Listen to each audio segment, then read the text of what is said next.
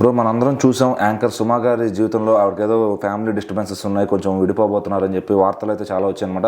అసలు దాని గురించి ఏం జరిగింది అనే దానిపైన, వాళ్ళ నిజ జీవితంలో ఏం జరుగుతుందనే దానిపైన వాళ్ళ అబ్బాయి రోషన్ గారు అయితే రీసెంట్ ఇంటర్వ్యూస్లో అయితే పంచుకున్నారు. మరి అసలు ఆయన ఏం క్లారిటీ ఇచ్చారు వాళ్ళపైన? అంటే సెలబ్రిటీస్ విషయానికి వస్తే వాళ్ళ లైఫ్లో ఏం జరిగింది, పర్సనల్ లైఫ్లో ఏం జరుగుతుంది, ఇంట్లో ఏం జరుగుతుంది కూడా వార్తలు రాసే వాళ్ళు వాళ్ళకి వాళ్ళే ఊహించుకుంటారు. సో ఎట్లా అంటే కొంచెం వాళ్ళు ఒక దగ్గర కనిపించకపోయినప్పటికీ, ఇప్పుడు రాజీవ్ గారు అంటే ఆయన ఒక యాక్టర్, ఏ సినిమా చేసినా కూడా కొన్ని లొకేషన్స్కి వెళ్ళాల్సి వస్తుంది, కొన్ని రోజులు దూరంగా ఉండాల్సి వస్తుంది, అక్కడే ఉండాల్సి వస్తుంది. సో మరి సుమ గారు కూడా కొన్ని రోజులు ఎట్లా అంటే కంటిన్యూస్గా షూట్స్ అవుతూనే ఉంటాయి. ఒక షూట్ ఉన్నప్పుడు, ఒక ఫంక్షన్ ఉన్నప్పుడు 24 hours కూడా అక్కడే ఉండాల్సి వస్తుంది. సో ఈ విధంగా కొంచెం దూరంగా ఉన్నప్పటికీ కూడా అరే సుమ రాజీవ్ కనకాల ఇద్దరు కూడా విడిపోయారు, విడిపోబోతున్నారు, వీళ్ళిద్దరి మధ్య దూరం పెరిగిపోయింది. సో ఈ విధంగా వార్తలు రాస్తూ ఉన్నారు. ఒకవేళ అదే సిచ్యువేషన్లో మీ ఇంట్లో వాళ్ళు ఎవరైతే ఉంటారో, సో వాళ్ళ గురించి ఎవరైనా ఇట్లా వార్తల్లో రాస్తే, అది కూడా అనుకోవడం కాదు, వార్తల్లో రాస్తే ఏ విధంగా ఉంటుందో ఒక్కసారి ఆలోచించి అవి రాస్తే బాగుంటుంది అని చెప్పేసి చాలా మంది బాధపడుతూ ఉంటారు సెలబ్రిటీస్ అందరు కూడా.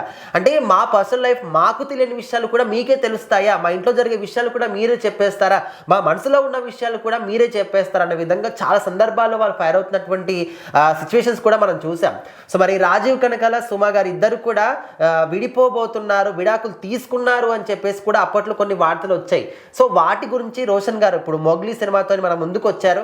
మరి ఆ ప్రమోషన్స్లో మాట్లాడుతున్నప్పుడు అక్కడ ఈ టాపిక్ వచ్చిందనమాట.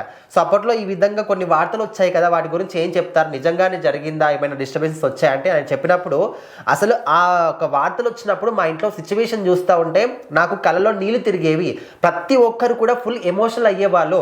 అంటే వాళ్ళిద్దరు కూడా కలిసే ఉన్నారు, హ్యాపీగా ఉన్నారు, మేమందరం ఇంట్లోనే ఉంటాము, అసలు మాకు తెలియకుండా వాళ్ళిద్దరు ఎప్పుడు విడాకులు తీసుకున్నారు, అంత బాగా కలిసిమెలిసి ఎంతో హ్యాపీగా ఉంటాం మేము. ఇంట్లో వీడియోస్ కూడా అప్పుడప్పుడు మా అమ్మగారు సోషల్ మీడియాలో పెడుతూ ఉంటారు, అందులో ఎంత హ్యాపీగా కనిపిస్తాం మేము. అయినప్పటికీ కూడా విడిపోయారని ఎట్లా రాస్తారు మీరు? ఒక పిల్లలుగా తల్లిదండ్రులకి మేము ఒక కొడుకు కూతురుగా మేము చూసినప్పుడు వాటిని ఎంత బాధ అనుభవించి ఉంటాము. అంటే మా విషయాన్ని పక్కన పెడితే వాళ్ళ గురించి వాళ్ళే విడిపోయారని వాళ్ళు వార్తలు చూస్తే వాళ్ళు ఎంత ఎమోషనల్ ఫీల్ అవుతారు. సో ఇట్లా రాసే బదులు ఖచ్చితంగా రాసిన వాళ్ళు ఎవరైతే ఉంటారో కర్మ ఫలితం ఎక్కడికి కూడా వెళ్ళదు. సో మేము ఏ విధంగా బాధని అనుభవించామో అలాంటి బాధను అనుభవించే రోజులు వాళ్ళకు కూడా వస్తాయి అని చెప్పేసి రోషన్ గారు చెప్పారనమాట.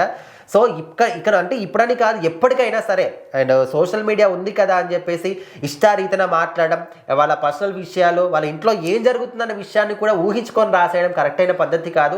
ఒకవేళ ఏదైనా మీకు తెలిసిందా, నిజాలు ఏంటి, పూర్తిగా కంక్లూజన్ ఏంటి తెలుసుకొని అప్పుడు రాస్తే బాగుంటుందని చెప్పేసి కూడా కొంతమంది చెప్తూ ఉంటారు. మరి ఇప్పటి నుంచి అయినా ఈ సోషల్ మీడియా మారుతుందా లేదా అంటే చెప్పలేమన్నమాట.